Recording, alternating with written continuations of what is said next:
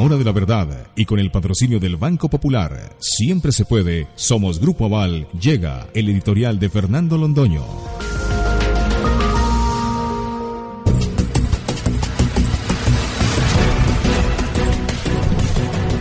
Hoy, a las 12 del día, enfrente de la Embajada de Venezuela de la carrera 11 con la calle 88 de Bogotá, se reunirá un número que puede ser muy crecido, enorme, de colombianos, manifestando su solidaridad con el hermano país de Venezuela y exigiendo que le sean respetados los derechos a la oposición, a hacer lo que es, a hacer oposición, y a pedir por las vías pacíficas un cambio, y a exigir lo más elemental que se puede exigir en un sistema democrático, unas elecciones limpias para que Venezuela pueda fijarle rumbo a su destino.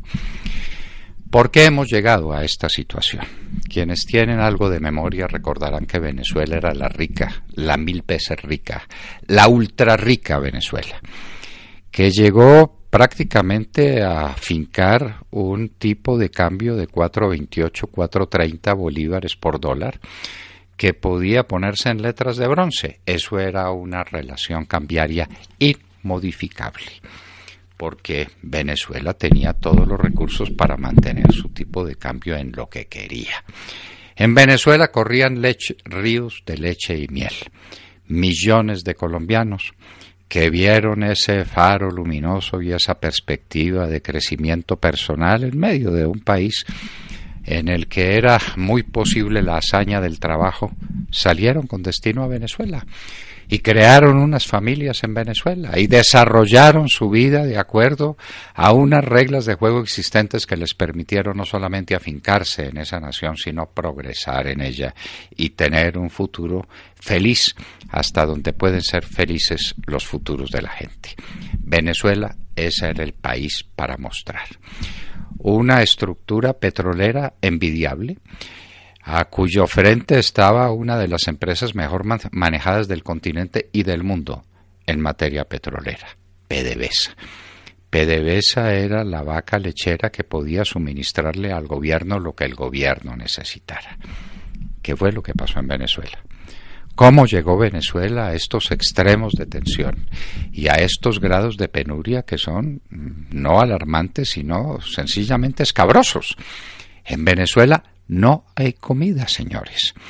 La gente tiene que hacer colas larguísimas para llegar a comprar un pan. No hay un pan en Venezuela, ni hay un kilo de carne, ni hay un litro de leche. En Venezuela no hay que comer. Tanto y tan extrema es la situación de penuria que en los hospitales, que carecen de todo, se está registrando lo que hemos llamado aquí un genocidio. A la gente la dejan morir, la matan sin que el gobierno haga cosa alguna por remediar esa situación, porque eso sería tanto como admitir una crisis humanitaria que ese gobierno no puede admitir. ¿Qué fue de la producción agrícola de Venezuela? Venezuela no fue un país que tuviera un desarrollo agrícola sorprendente, pero producía lo que era necesario. Un campo rico, unas llanuras abiertas para el esfuerzo, como lo fue para la hazaña, en las palabras de Gallegos, el grande autor de Caraima y de Doña Bárbara. Venezuela lo tenía todo, una industria no particularmente desarrollada, pero buena, importante, suficiente, capaz, que tenía su propia asociación gremial, gente optimista, gente contenta. ¿Qué pasó en Venezuela? ¿Cómo llegamos a esta situación crítica donde la gente tiene que hacer colas detrás de un pedazo de pan y en los hospitales no hay un bisturí, ni hay una gasa, ni hay manera de operar a una persona que se muere, que literalmente se muere a las puertas del hospital solicitando un poco de clemencia? ¿Qué pasó en Venezuela? Pues que los partidos políticos se fueron deteriorando, la gente fue viendo con mucho escepticismo la política, desvío frente a la política, falta de fe, falta de crédito.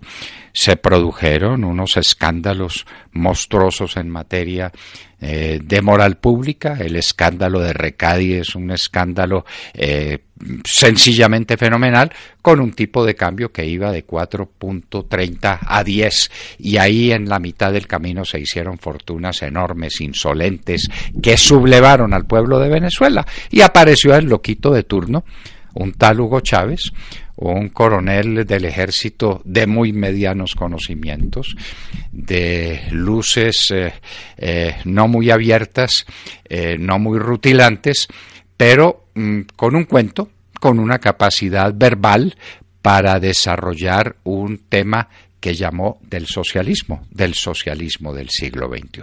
Y como lo tenía todo, se dedicó a captar voluntades.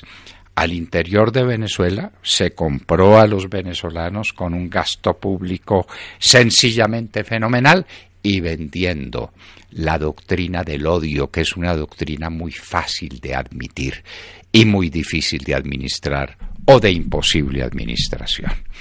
Entonces Chávez se dedicó a regalar petróleo por todo el Caribe, a conseguirse las voluntades de pueblos caribeños para dominar la OEA.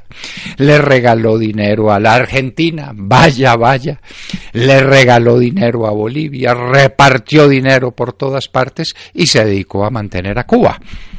Cuba, que era la patria comunista, la que él deseaba tener. Él decía que quería una Venezuela que fuera como Cuba, y él quería ser como Fidel Castro.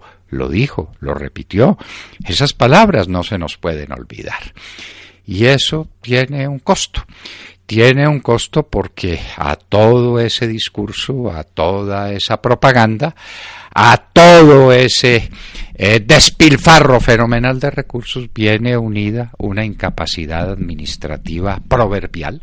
Venezuela se dedicó a crecer el gasto público de manera singular, se dedicó a malbaratar todos los recursos existentes, se dedicó a perseguir a todos los que habían hecho alguna fortuna a base del trabajo y a base de la productividad, y el resultado final fue un deterioro creciente e imparable de los asuntos públicos.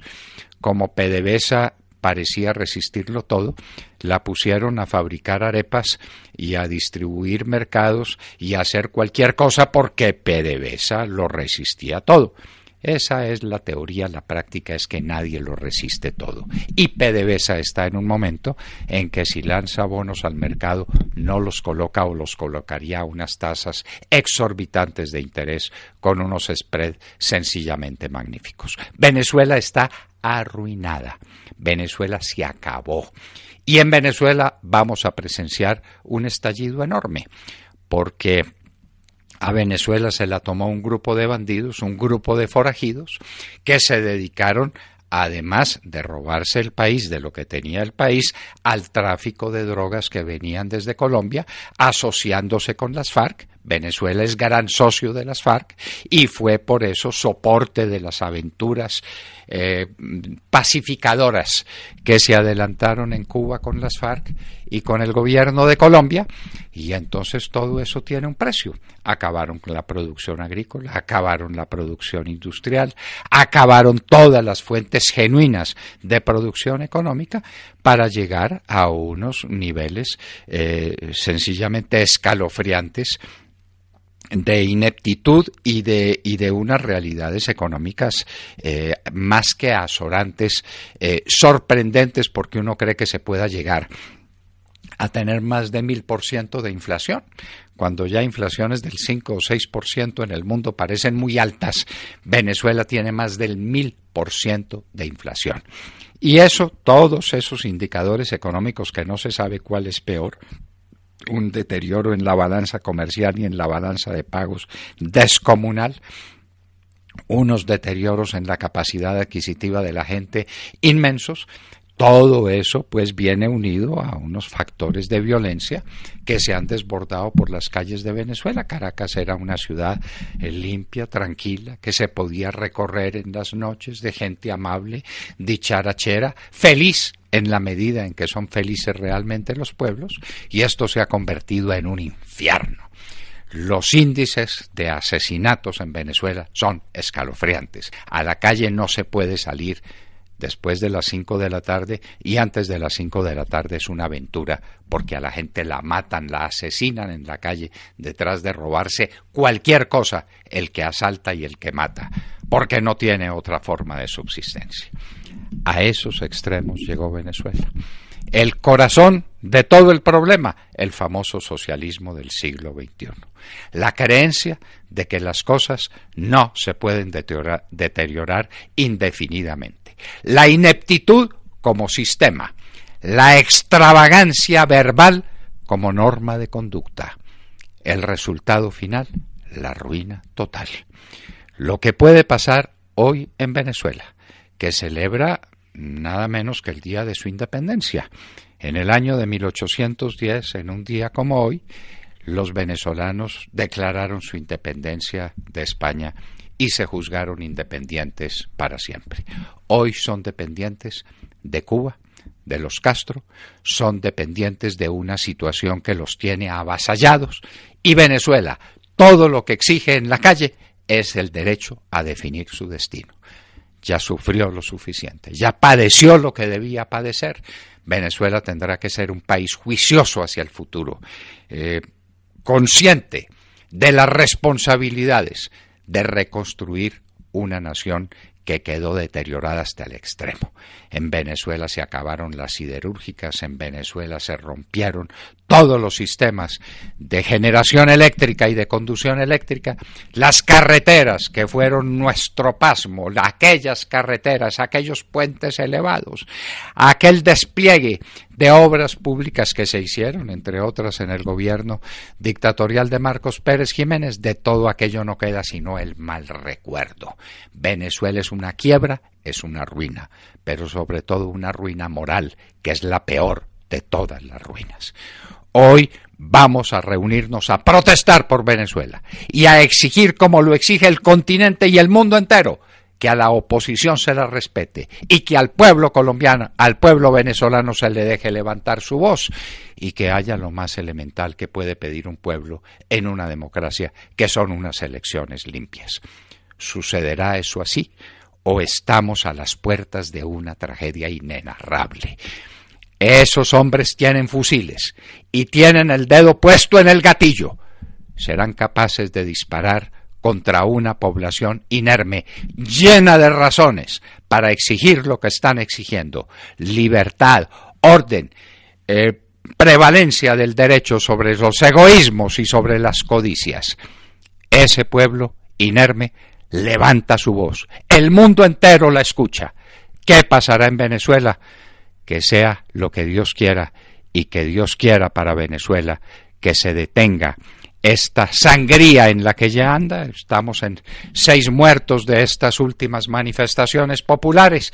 Que esto no siga, por Dios, que Venezuela encuentre su destino y que sea un buen ejemplo para Colombia. Tenemos tanto que aprender del dolor ajeno. ¡Viva Venezuela! Que Venezuela no muera, que esta jornada sea una jornada pacificadora y que los que mandan a Venezuela con el dedo puesto en el gatillo entiendan que, como lo decía Talleyrand, sobre las bayonetas se puede hacer cualquier cosa menos sentarse en ella.